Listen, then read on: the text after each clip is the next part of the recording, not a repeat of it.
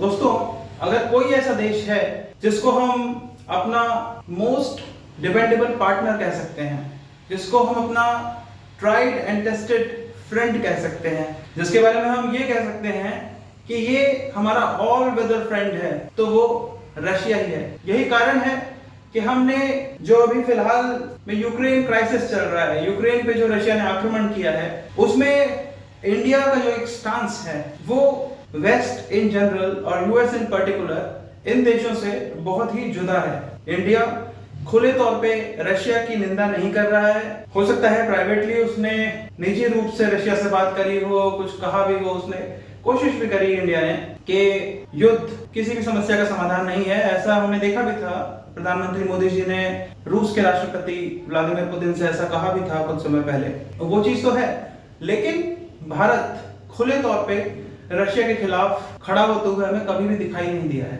आज हम समझने की कोशिश करेंगे कि जो भारत और रूस के संबंध हैं वो कैसे विकसित हुए, कैसे इवॉल्व हुए। अगर इंडिया रशिया की जो रिलेशंस हैं उसको हम समय के स्केल पे देखें, टाइम स्केल पे, वो 3 भागों में विभाजित होता है।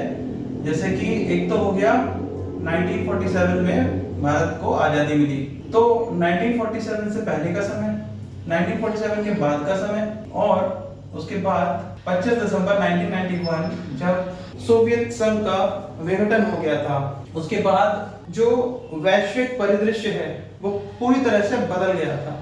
जो एक बाइपोलैरिटी थी, कोल्ड वॉर था, वो कोल्ड वॉर तो खत्म हो गया था, क्योंकि किसी भी वॉर के लिए एटलीस्ट 2 पार्टीज तो होनी चाहिए। तो जो 2 सुपर पावर्स थी वो नहीं रही थी, सिर्फ एक ही सुपर पावर रह गई थी। तो bipolarity gave way to unipolarity, और उसके कारण कोल्ड वॉर समाप्त हो गया था। तो ये हमारे 3 दौर हैं जिनमें हम विभाजित करेंगे इंडिया रशिया रिलेशंस को। तो ये हो गई कोल्ड वॉर एरा, ये हो गया प्री इंडिपेंडेंस, और ये हो गया पोस्ट कोल्ड वॉर एरा, यानी कि कंटेम्पररी जो टाइम्स अब चल रहे हैं। तो साथियों, ये जो कोल्ड वॉर एरा है, यहाँ पे जब हम बात करेंगे भारत और रूस के संबंधों की, तो यहाँ पे रशिया को हम कहेंगे USSR, union of Soviet socialist republics. ये 15 कंट्रीज थी, आप ऐसे समझ सकते हैं, उनकी एक यूनियन थी, और वो यूएसएसआर था। उसका जो मुखिया था, उसका अगुवा था, वो रशिया था।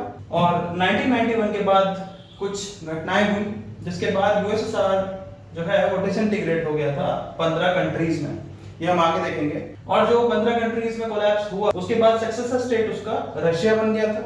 यानी कि यूएसएसआर की जितनी भी डिप्लोमेटिक एंगेजमेंट थी ग्लोबल लेवल पे वर्ल्ड के साथ, जैसे कि यूएनएससी में परमानेंट सीट, तो वो यूएसएसआर के पास थी। तो वो स्वाभाविक रूप से उसके सक्सेसर रशिया के पास आ गई। जब हम प्री इंडिपेंडेंस की बात करेंगे तो वो हो जाएगा, जैसे कि अगर रशियन रेवोल्यूशन से पहले देखें तो वो रशिया था, और उसके बाद 1917 में जब रशियन रेवोल्यूशन हुआ, बोल्शेविक रेवोल्यूशन हुआ, उसके बाद जो रशिया है वो यूएसएसआर बन गया। 15 कंट्रीज जो मैं आपको बता रहा हूँ वो एक साथ आ गई थी, और वो यूएसएसआर के बैनर तले जानी जाती थी। तो हम शुरू करते हैं इंडिया रशिया रिलेशंस को। सबसे पहले बात करते हैं कि प्री इंडिपेंडेंस एरा में इंडिया रशिया रिलेशंस कैसे थे। 1905 में क्या हुआ था, रशिया में एक रेवोल्यूशन हुआ था। ये वो समय है जब जार रूल करता था रशिया को, वहां के किंग को जार और क्वीन को जरीना कहते थे। तो ये वो दौर था, और उनके खिलाफ क्रांति हुई।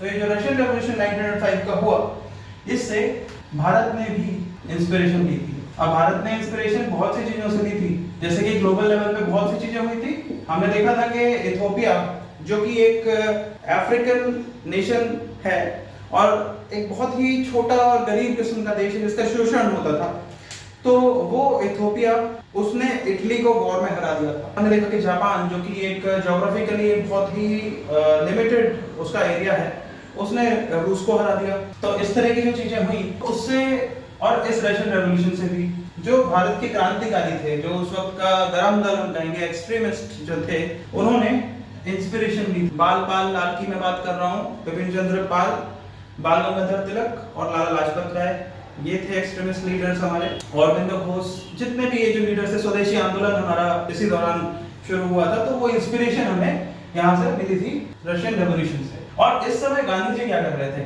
गांधी जी इस समय साउथ अफ्रीका में थे। वहाँ के जो लोग थे जिनके साथ अपार्थेड प्रैक्टिस हो रहा था, जिनके अगेंस्ट डिस्क्रिमिनेशन जिनके अगेंस्ट हो रही थी, उनको कॉलोनियल पावर रूल कर रही थी, तो उनको वो संगठित कर रहे थे और उनके लिए वो प्रयासरत थे उनके अधिकार उन्हें उपलब्ध कराने के लिए। इस समय गांधी जी की रशिया में जो लियो टोल्स्टॉय राइटर थे, इनके लॉन्ग कन्वर्सेशंस हुआ करते थे। 1917 की हम बात करते हैं, जब फाइनली रशियन रेवोल्यूशन फिर से हुआ, यूएसएसआर की स्थापना हुई। इसके 10 साल को सेलिब्रेट करने के लिए जो वहां पे आयोजन हुआ था, उसमें नेहरू जी ने शिरकत करी थी। Nehru visited Moscow to celebrate 10 years of Russian Revolution's success। Nehru ji जब वापस लौटे वहां से, तो इस बात को लेके उनका दृढ़ निश्चय बन चुका था कि भारत के लिए सोशलिस्ट मॉडल ऑफ डेवलपमेंट सबसे ज्यादा उपयुक्त रहेगा, सबसे ज्यादा सही रहेगा। हमने ये भी देखा कि 1947 15 अगस्त जब भारत को आजादी मिली, तो उससे 4 महीने पहले ही अप्रैल के आसपास भारत ने डिक्लेयर कर दिया था कि भारत रशिया के साथ अपने डिप्लोमेटिक रिलेशंस बना के रखेगा। रशिया कहते हैं हम या यूएसएसआर कहते हैं। तो ये हो गया हमारा प्री इंडिपेंडेंस एरा के समय भारत और रशिया का किस तरह के उनके आपस में संबंध थे।